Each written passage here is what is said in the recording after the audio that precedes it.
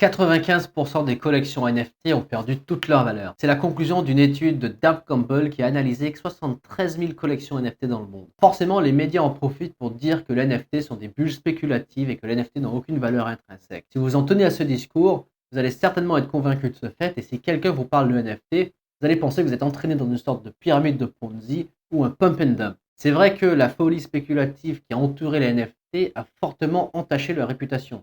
Des millions de personnes ont investi dans cette classe d'actifs en pensant réaliser des gains exceptionnels en très peu de temps, mais comme souvent, lorsqu'on essaye de devenir riche sans fournir d'efforts, on n'a souvent pas les résultats escomptés. Mais est-ce que cela veut dire que les NFT n'ont aucune valeur intrinsèque et que cette classe d'actifs est une pure arnaque? Eh bien, tout actif peut faire l'objet d'une bulle spéculative. Et une bulle spéculative, en fait, ne renvoie aucun signal sur la valeur intrinsèque d'un actif.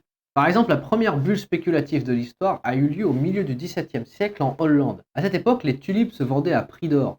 Au plus haut de la bulle, les tulipes s'échangeaient pour plusieurs fois le salaire annuel moyen d'un ouvrier qualifié.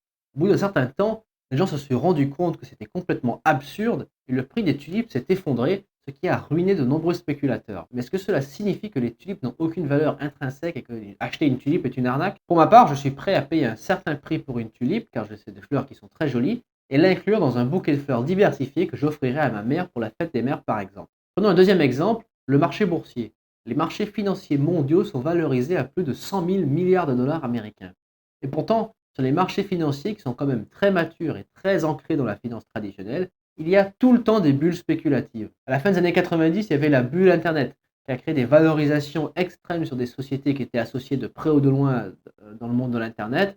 Et beaucoup de ces sociétés ont fini par faire faillite, ce qui a fait éclater la bulle Internet et ce qui a ruiné de nombreux spéculateurs. Plus récemment, en 2020, il y a eu des bulles spéculatives énormes à l'époque du Covid. On se rappelle tous de l'épisode GameStop. Et également, beaucoup de gens ont fini ruinés en essayant de parier sur la hausse infinie finalement de l'action GameStop. Est-ce que cela signifie que toutes les actions sont des actifs hautement spéculatifs et qu'il ne faut jamais en acheter? Bien évidemment que non. Il existe des actions très solides qui permettent de générer des gains exceptionnels à long terme. Et donc, dans n'importe quelle classe d'actifs, il faut séparer la spéculation de la valeur intrinsèque. Cela vaut pour les tulipes, pour la bourse, pour l'immobilier et également pour les NFT. Mais qu'est-ce qu'un NFT et d'où vient sa valeur intrinsèque? Alors, un NFT, ça signifie Non-Fungible Token.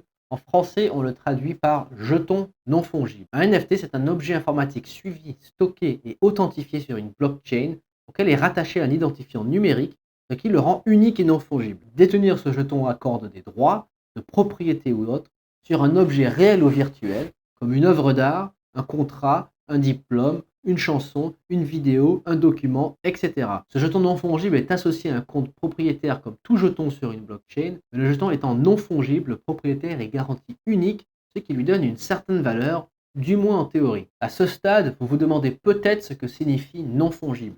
C'est un terme technique qui veut simplement dire échangeable sans différenciation. Prenons un exemple concret qui permet de mieux comprendre ce concept. Par exemple, une pièce de 2 euros est interchangeable avec n'importe quelle autre pièce de 2 euros, car aucune de ces pièces n'a plus de valeur qu'une autre sur le marché. Une pièce de 2 euros est dite fongible car elle est interchangeable avec n'importe quelle autre pièce de 2 euros.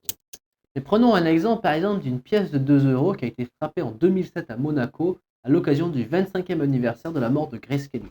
Eh bien, cette pièce de 2 euros est dite non fongible car elle a une valeur unique qui dépend forcément aussi de la condition dans laquelle elle est, ce qui va dire qu'elle est non fongible avec d'autres pièces de 2 euros de la même collection qui ont été frappées la même année dans le cadre de la même commémoration.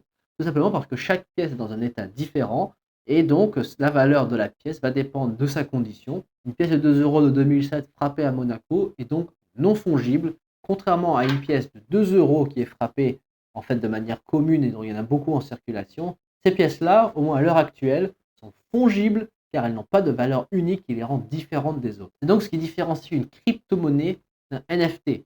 Une crypto-monnaie comme Ether, qui est la crypto-monnaie native de la blockchain Ethereum, un Ether est interchangeable avec n'importe quel autre Ether.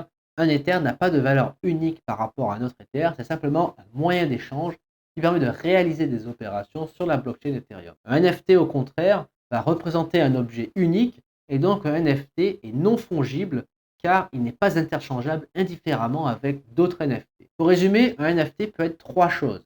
Premièrement, ça peut être un titre de propriété physique ou digital qui est certifié sur une blockchain. Deuxièmement, Un NFT est un objet qui peut accorder des droits dans le monde réel ou dans le monde virtuel. Par exemple, ça peut représenter une carte d'adhérent à un club qui permet d'avoir des privilèges associés aux membres qui font partie de ce club. Et troisièmement, un NFT, ça peut être un objet en plus de l'objet qu'il est censé représenter, comme par exemple une photo autographiée qui en fait aurait une valeur unique par rapport à une photo sans autographe, mais avoir cette photo autographiée ne signifie pas qu'on a un droit sur la photographie elle-même qui appartiendrait à un photographe. Cela peut également être le cas pour un NFT, il peut représenter quelque chose sans qu'on ait le droit de propriété de cet actif sous-jacent. Cela dit, il est important de noter que les droits qui sont associés au NFT sont encore un peu flous et le cadre juridique est en train d'être élaboré. C'est une classe d'actifs encore tellement nouvelle que le législateur n'a pas eu le temps de bien définir ce cadre juridique, donc il est en construction actuelle.